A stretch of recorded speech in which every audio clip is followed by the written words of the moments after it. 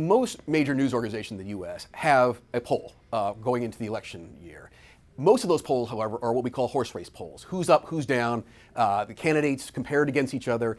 We at the FT felt that we should do something slightly different, particularly since one of the things President Trump has constantly said is his case for re-election is built on his economic record. We felt we wanted to see whether the American people agreed and whether they thought his economic record and his economic policies were actually making them better off than they were 4 years ago in that famous Ronald Reagan question that he asked in 1980. So we asked 1,000 voters, do they feel better off than they were 4 years ago? And the answer, frankly, came back as a surprise to us. 2/3 of the respondents said they weren't better off. Now, this comes despite the fact that we have market records in the financial markets. We have an economic expansion that is at record levels as well. And I think that what that shows us is the dynamic that happened in 2016, where you had a lot of sort of working class and middle class voters who were very angry because the expansion hasn't gotten to them yet. That dynamic hasn't changed just because Donald Trump is president.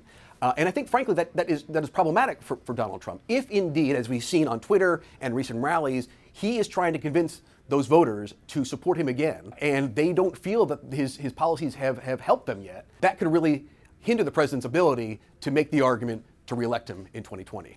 Why people feel they're not better off? The number one reason is wages. Wages and income. Now, we've seen this borne out again in the data. Just on last week, we saw that the U.S. jobs report for October showed that wages, although growing slightly, are nowhere near the growth levels they were pre-crisis. So the whole big market boom, the whole big economic boom has not filtered down yet to sort of your hourly wages that have affect sort of your working class and middle class voter. Number two was level of debt, both for personal and family. So what you've seen is a lot of credit card debt, a lot of student debt, a lot of auto debt. Again, things that precipitated the crisis 10 years ago. A lot of families are feeling overburdened. And they're worried about things like the trade war, which was interesting to us also. The number one thing they're worried about is trade tensions with China, with Mexico, with the U.S.'s biggest trading partners. But also number two is because of healthcare costs. So you have a combination of worries about their personal debt and worries about healthcare costs. And you've seen the Democrats really hammer on that. That helped them in the midterms in 2018. They focused very much on healthcare costs and how that was impacting middle class voters. And you're seeing it again in the Democratic primaries, really hammering this issue of healthcare and pushing a Medicaid for all because of that issue.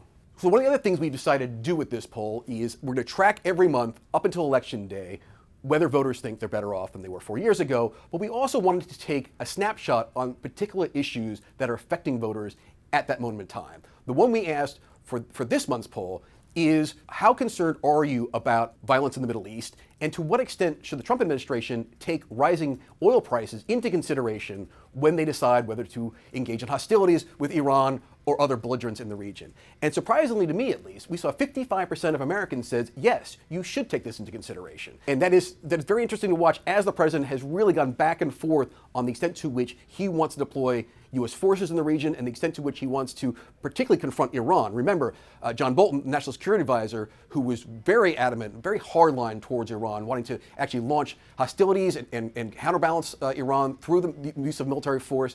He was basically pushed out because Donald Trump disagreed with them. And to a certain extent, that is because Trump is very worried about his domestic economic record, again, when he goes for re-election.